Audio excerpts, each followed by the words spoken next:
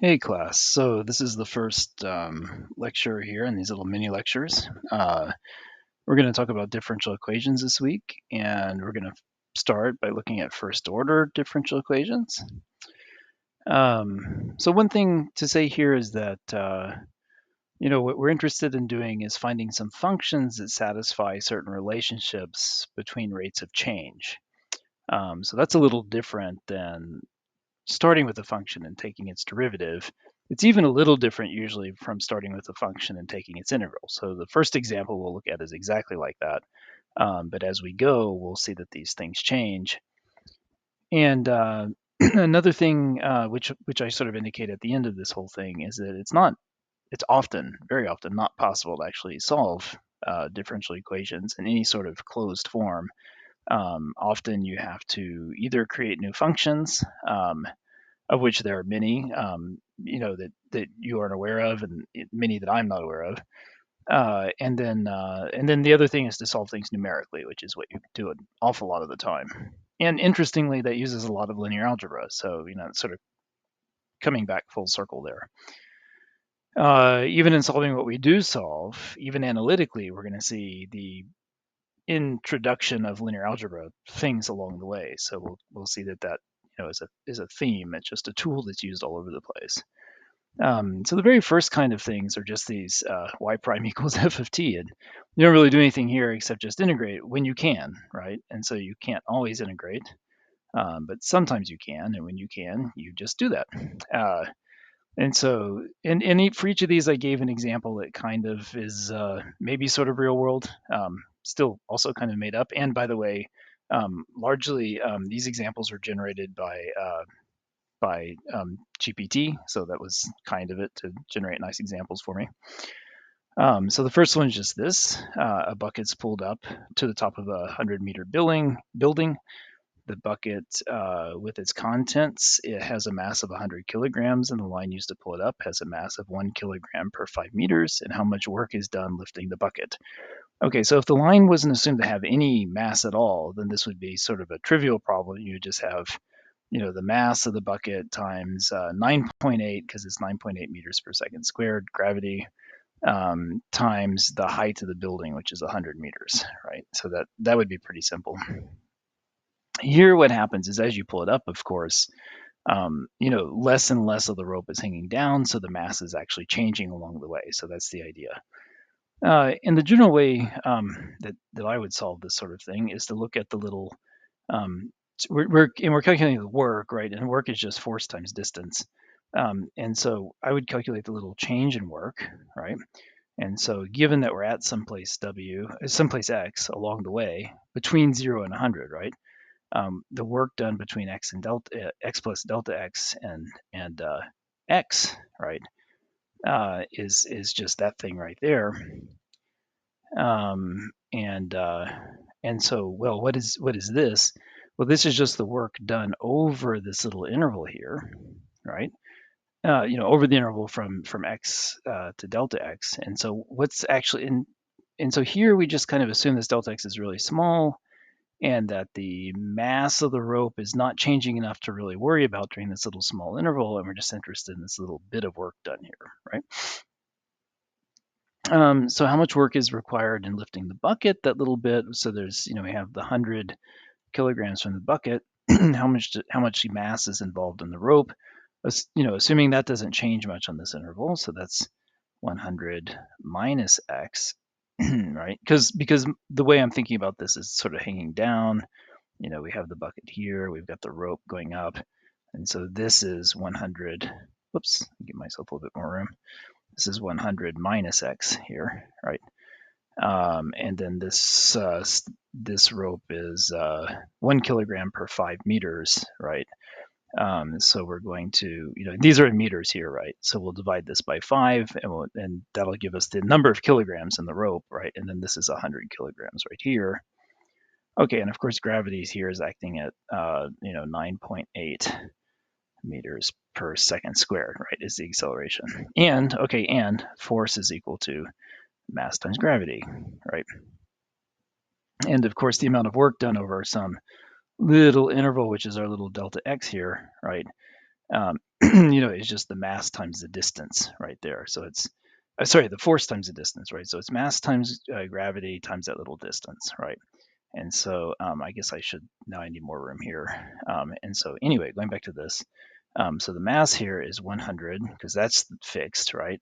Plus, and then I have 100 minus x over 5. Hopefully I have this right in the notes.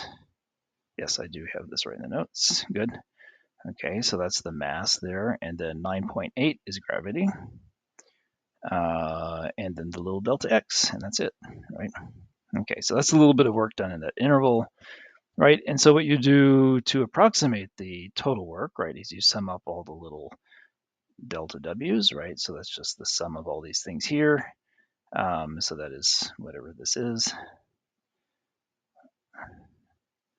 So I'm just writing it times 9.8 times delta x, right? Okay. And then the idea is you let these little delta x's, right, or you let delta x go to, to 0, go towards 0. And what we really do when we do that is we just call it dx, right? So now these are just kind of tricks of calculus, right? And so this thing up here becomes dw. So we could write this as dw, right, is equal to 100 plus 100 minus x over 5, and then times 9.8 dx. Okay, so that's the idea.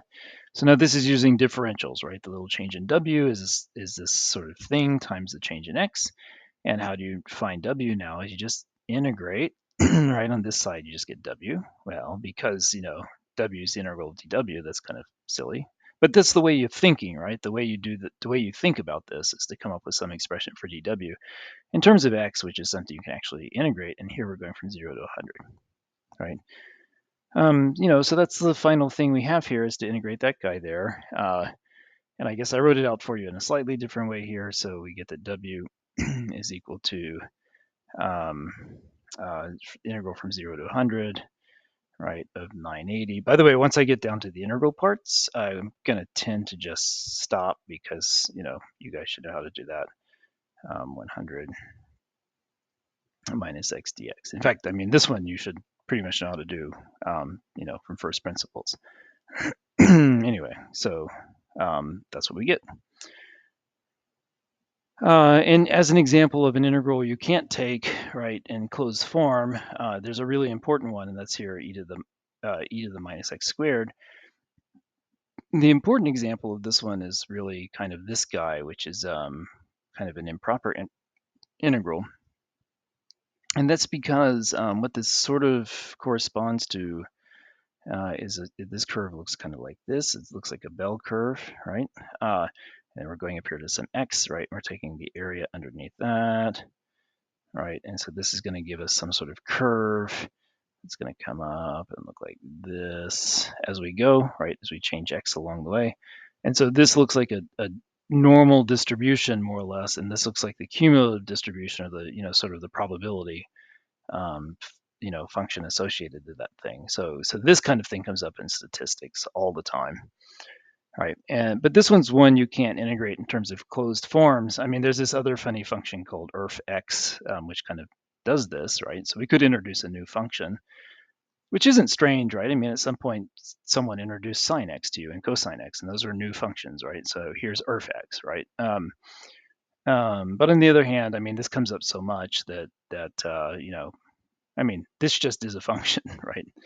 This just is some function, whatever it is, right? And how do we compute a value of it? Well, we do some sort of numeric integration. Same kind of thing with, how do you compute a value of sine x? It's not trivial. You have to do something, right? So I mean, this kind of doing numerical things comes up all over the place, right? I mean, it's interesting that people have known how to compute this for so long, for maybe even thousands of years. It's sort of, I mean, that's debatable, but it's interesting. There's a cute way of computing this thing when you're going all the way from minus infinity to infinity. E to the minus x squared dx. And it used to be like sort of the typical little joke test to see if you actually knew some math. And so I've given you the little way you do that here. It does involve some sort of Calc 2 stuff where you're doing multiple integrals. Sorry, Calc 3 stuff where you're doing kind of multiple integrals. But it's a cute trick, so I'll just let you read that. Not terribly important for what we're doing now. But anyway, that's how you do that kind of problem. Just integrate, right? Okay, the next one up from this, right? We'll just keep them simple for a while. Is going to be y prime equals ky. Okay, and again, this is one you should just recognize, but I will put a little bit of a method onto this one. And this is kind of the first example of our separation of variables thing. So here I could write this as dy dt, and so this is ky, and then we can kind of get the t stuff on one side and the y stuff on the other side. That's what happens when we can do separation of variables. And so here I get dy over y is equal to k dt. Okay, and now what we're going to do is just integrate both sides, integrate this side in terms of y and that side in terms of t, right? And so when we integrate this thing here, you get natural log of absolute value of y. Might not want to forget that absolute value there. And on this side, of course, you get kt and then plus some constant. Now you really get a constant on both sides, but you can always just take those constants and put them on one side, right? And next you just take the exponential of both sides. So on this side, right, I get y, absolute value of y, equals e to the kt times, now this is, okay, let me just do it in two steps here. E to the c, that's some constant, right? Okay, but instead of writing e to the c, because that's just some constant, now it's either, e to the c is some positive constant perhaps, right? Because this is always going to be positive, right? So I can just say c, right? I can get rid of this absolute value by just saying y equals e to the kt c, right, for some constant. Now I'm allowing that constant to possibly be negative. And even better here, if I plug in 0 for t, right, then this just becomes 1, and this becomes y naught, right? So our final answer here is I have started with y prime equals ky, and we get, right, that y as a function of t, right? So notice we're solving for y as a function of t, right, is going to be e to the kt times y naught, right? And so in this case, notice, by the way, with these first order systems, with one variable, we basically get some parameterized class of functions with one parameter, right? And so the one parameter here is our initial position, right? The initial value, why not, right? So that's our solution. Okay, and let's see, and I have an example here. Again, kind of a trivial example. So I have money put into an account at 3.4% annually. The initial investment is $1,000. What would the account be worth in 10 years? And the assumption here is that we just have a continuous accruing of interest, right?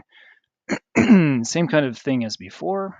Delta A, right? This is the amount in the account, right? Will be A of t plus delta t. Same kind of reasoning, right? I just want to do it again. Minus A of t, right? And so, well, what is that going to be? What's going to be the interest rate, 0.034, times the little bit of time that has passed. Now this time is measured in years because we're saying that this is the annual interest rate, right? And then times the current value of A of t. So we get that, right? And so we can kind of rewrite this as a differential. So d of A equals 0.034, 3.4%. A of t, I'll just write A dt, right, like that. Okay, so notice, so I move the d over here, I get exactly the expression A prime equals 0.034 A, right? So it's exactly of the form A prime equals Ka, right?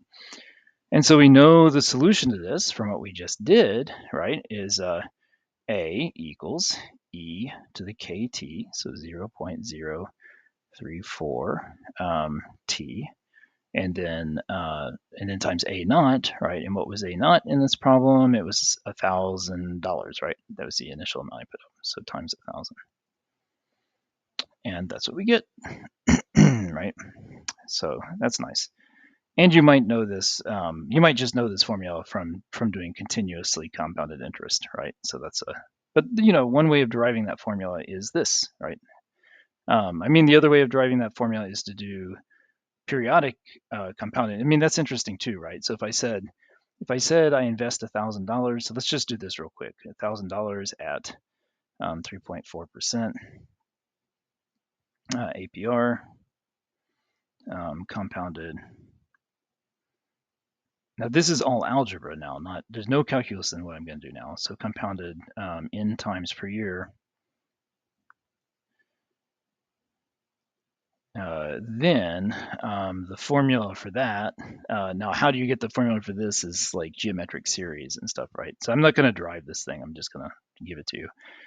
Is going to be 1,000 times 1 plus the APR, so 0.034 over n, right? And then n times t up here.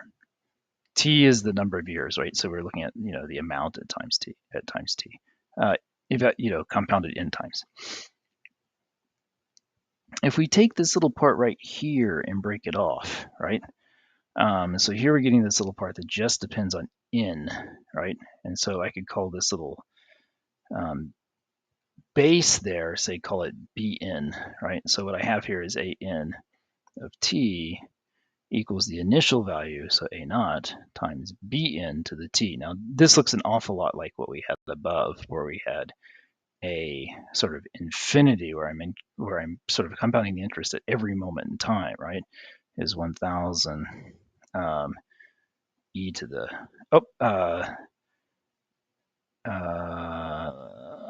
yeah, let's see, I have to be a little bit, okay, I'll just say it like this, e to the r to the t. Let me write it like that, so I can be a little bit careful with this.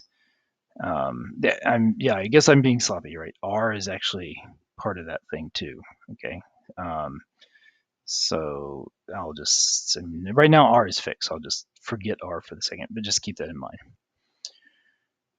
So the only thing that changes here is this, and so we may look at that. What is 1 plus 0.034 over n to the n go to, right, as n approaches infinity, right? And so you could come back and use calculus again and use L'Hopital's rule, right, and sort of figure out what this goes to. Or you could take this as a definition, right, and the definition of what? Well, it's a definition of perhaps e to the r, right? Okay, you can compute it numerically and let n get larger and larger and see that it does get closer to e to the r, numerically using a calculator or Excel or MATLAB or something. Okay, so anyway, there's kind of an algebraic way of deriving what e is, right? Sort of the limit of what you get when you're doing compound interest, which is an interesting thing to have in mind, right? I mean, this is stuff you do teach in algebra classes sometimes. Okay, so the next one is getting a little bit more interesting. So this one is going to be what's called separable equations, right? And so the basic form of this is going to be dy dt equals, let's say I'm calling it g of t f of y. But the point is you can take your function and break it into separable things, to like a function of t and a function of y, like that, okay? And you can rearrange it as to dy over f of y equals g of t dt. And as before, you can try to integrate both sides, right? And then you can try to solve for y. Okay, now this is where things can get complicated. I mean, you get something over here. Maybe you get something over here, which is f of y. Okay, maybe you get something over here, which is g of t plus c, right? Like that. And then in order to actually do this, right, you have to kind of invert this function to try to extract what y is, and sort of use this to get an expression for a y, right? So that all of that stuff might not be possible in any sort of nice closed form. But sometimes it is. And so we'll look at an example where it is. And so here we have a hot cup of coffee is sitting there at 90 degrees and is placed into a room where the temperature is kept at a constant temperature of 20 degrees. And after 10 minutes, the coffee cools to 70 degrees. How warm is the coffee after 20 minutes? So that's the question, right? Here, but the real question is just what is the formula for the temperature after t minutes, right? And so here we use Newton's law of cooling that says that the rate of change in the temperature is directly proportional to the difference between the temperature of the liquid or whatever it is, right, and the ambient temperature of the room. So the one thing about this is that in this case, we're assuming the liquid stirred, or something, so it's uniformly that temperature, or it's some other kind of object, we're assuming it's uniformly whatever that temperature that is, right? So, I mean, there is kind of an assumption there. What some physicists anyway call the assumption of a spherical cow, right? So it's sort of ridiculous assumptions like no friction, no, everything's perfectly stirred, stuff like that. And so the differential equation we get there, reading this rule that was in English, is that the change in temperature is directly proportional, so there's a constant proportionality to T minus T naught. I put minus K because in this case the temperature is decreasing, so the overall change is negative, so this K will turn out to be positive, right? T naught is the ambient temperature of the room. Okay. And so to solve that, you do just like we did before, right? So again, this is like this. Equals minus K T minus 20, right? Sorry, the ambient temperature of the room, let me just make sure I'm reading this right. Yeah, the ambient temperature of the room is 20 degrees, right? So we got that. And that's it, right? And so we change this to dt over T minus 20. Right? So there are two T's, but they're different, right? This is temperature at time T, this is time T, right? Is equal to minus K dt, right? And we try to integrate both sides. Now this integration is very much like what we had before, right? So this is just ln of now T minus 20, right, is equal to minus K T plus C, right? And so again, we get T minus 20 is equal to, absolute value of that is equal to e to the minus KT, e to the c, which is just some I'll just write it like this, e to the c, right? So again, that's just sort of some arbitrary constant, right? And again, in fact, okay, no, let's not say that yet. So here I can just make this into some constant, e to the minus kt, c, right now this constant has to be positive because this is always positive, but then I'm going to say t minus 20, right, is equal to e to the minus ktc. So t is equal to e to the kt c plus 20, right? And now we can figure out what c is, right? Because we can say, well, t naught in this case was equal to 90, right? And so that is e to the 0 up here is going to be 1, so that's c plus 20, right? So c is equal to 70, right? So that's what c is, right? So our model now is this: t equals e to the minus kt, should have been minus there, times 70, right, plus 20,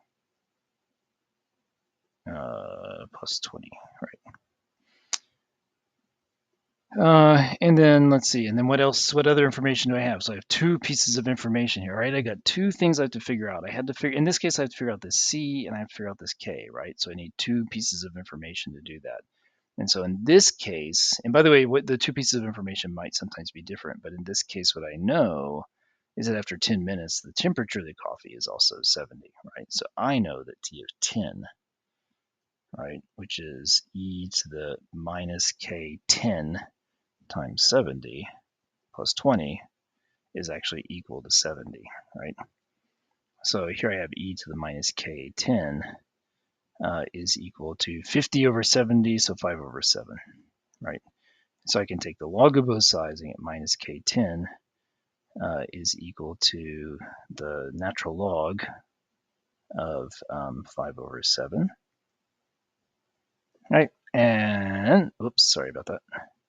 And then I get here that minus k is equal to 1 over 10 ln 5 over 7, right? Or k, if you like, is equal to minus that, right? So we get that. And so finally we get our whole model. Oh, and so let's see. Okay, no, it's nice to know that. So I have that. And so so I get here t. I'll keep going a little bit. So this is e to the minus kt. So it's So it's so minus that. So 1 over 10 ln 5 over 7 t, right? Times 70, right? Plus 20. Okay, and now here we can actually clean this up a little bit to get 5 over 7 to the t over 10 times 70 plus 20, right? So that would be one, like our final model, right? And so we want to know what the temperature is, I guess, after 20 minutes, right? And all of this was in minutes, just to make clear. We would just plug in 20, right? So t of 20 is, so you plug in 20 here, so 5 over 7. So 20 over 10 is just going to be 2 times 70 plus 20. All right, and you compute that with a calculator. So this I'm not going to do, right? And then you get a number, and so that would be your temperature after 20 minutes, right? So excellent. Okay, let's see, I'm down to 4 minutes. So let me just pause. Let me just stop this one. I'll start a new one. Okay, so this is take 2 actually, because the other one didn't actually start. So here we're going to look at these differential equations that are first order, but now where the coefficients here are not constants, right? So we kind of see already how to take care of things that look like this. Y prime.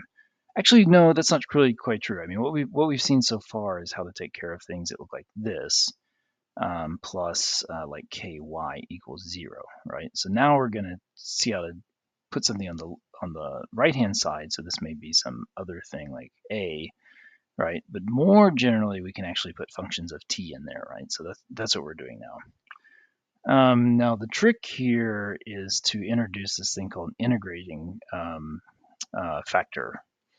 And so it is just e to the integral p of t dt. So of course there's an assumption that we can compute this thing, right? Now let's look at what the derivative of this thing is. So u prime is just p of t by the chain rule, e to the integral of p of t dt, right? And so u prime is exactly p of t times mu, right? Okay. So now if we multiply both sides of our original equation, so we start with this equals q of t. And I'm going to just multiply by mu here and mu there and mu there, right? So I'm just multiplying through by mu. Okay, well, this side here by the product rule, right, is the same as y mu prime. And this side over here is just what it is, q of t mu, right? So now we can integrate both sides. Also, this is whatever it's going to turn out to be, but this is just y mu, right? And so here we got y equals mu to the minus 1, 1 over, this is not the inverse function, just 1 over mu. This is a function of t, right? You want to keep that in mind. And then the integral of q of t mu, just to make it clear, mu of t, right? It's a function, dt. Okay, so we will get our final function like that. Okay, so the example I have in mind here is related to the previous one. And we'll see that this does add some difficulty here. And so in this case, I have a greenhouse. So this is another cooling problem, but I have a greenhouse which is heated by sunlight during the day and it cools off at night. And its temperature fluctuates sinusoidally because the sun is rising and setting. And suppose the ambient temperature of the greenhouse outside is given by this sinusoidal function, right? So the ambient temperature at time t is 20 degrees plus 5 sine pi over t, pi t over 12, right? So that's what it is. Okay, and then t is measured in hours, and the cycle repeats every 24 hours. And the thermometer inside the greenhouse initially reads 30 degrees, so it starts off being 30 degrees, okay? And here we're just given the cooling constant, so I'll say where that comes in a minute, but it's like the K that came in before with the coffee. And we want to find the temperature after 6 hours, right? So the Newton's law of cooling is exactly as it was before. So it's d of temperature, the derivative of temperature equals minus this constant, and then t minus the ambient temperature. Now this is now a function instead of a fixed thing, right? So that's the thing that changes. Okay, so putting all this together for this problem, right, we have here, I'm just copying what I have in the notes over here, is equal to minus 0.2. That, because this was given, right, K was given here. K was given as 0.2. And then I have T, this is the thing we're trying to solve for, and I have my ambient temperature, which is 20 plus 5 sine pi T over 12 thing, right? So that's what I want to say. That's the differential equation there, and then the other piece of information is I have that T of 0 is equal to 30. Right, so this is the initial starting temperature, right? Okay, excellent. All right, so we can rearrange this thing a little bit, right? And I get dt over dt. And so this minus 0.02 times t can come across and it'll become plus 0.2 t, right, is equal to so minus 0.2 times 20. So the minus signs will cancel there, right? And so this is 1/5 of 20, which is 4, plus 1/5 of this thing over here. So this is sine pi t over 12. So this has this form of t prime plus p of t equals qt, right? So it has this form, right? So the qt is that, right? The p of t is just this constant right there, right? So fortunately that's simple. So our integration factor, right, is going to be e to the integral 0.2 dt, right, like that. So this is just e to the 0.2 t, right? That's what it turns into. We don't need to plus c here for the integrating factor. And so what we get here, again, is that, sorry, let's t mu prime, right, is equal to this thing. So 4 plus sine pi t over 12 times this thing, e to the 0.2 t, right? And so I get that t, so this, when I integrate both sides, right, I get that t equals 1 over mu, which is that thing. So 1 over that is e to the minus 0.2 t, right? That's what 1 over mu turns into, and then the integral of this stuff here. 4 plus sine pi t over 12 e to the 0.2 t dt. Okay. Now this integral is something that's, it's not trivial, but it's not, I mean, it's not hard in the sense that you can do it, right? But it's not trivial. It has this, I mean, this part, the 4 e to the 0.2 t is not a problem. This part in here, might be a problem. It has this sort of basic form of sine alpha t e to the beta t dt. Okay, and you should recognize that as integration by parts, right? And so this fortunately is kind of worked out for us. So let's see, so where am I here? So here's the first integral, right? Just there, that's this part here, just that part and that part, right?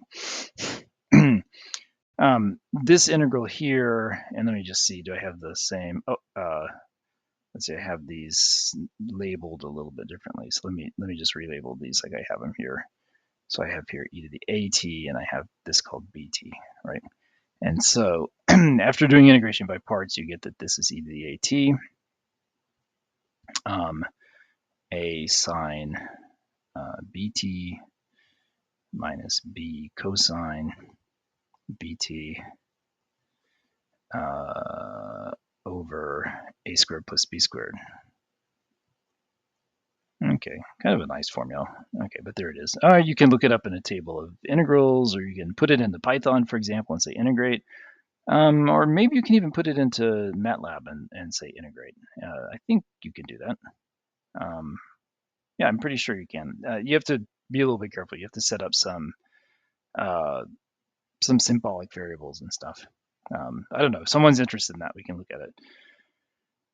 Okay, here in this case, A is 0.2, B is pi over 12, right? So just sort of writing all this stuff out, we get the integral of e to the 0.2t sine pi t over 12, right, dt, okay, is equal to this big mess, e to the 0.2t, and then all this stuff. So 0.2 sine pi t over 12 minus pi over 12 cosine pi t over 12 all over 0.2 squared plus pi over 12 squared.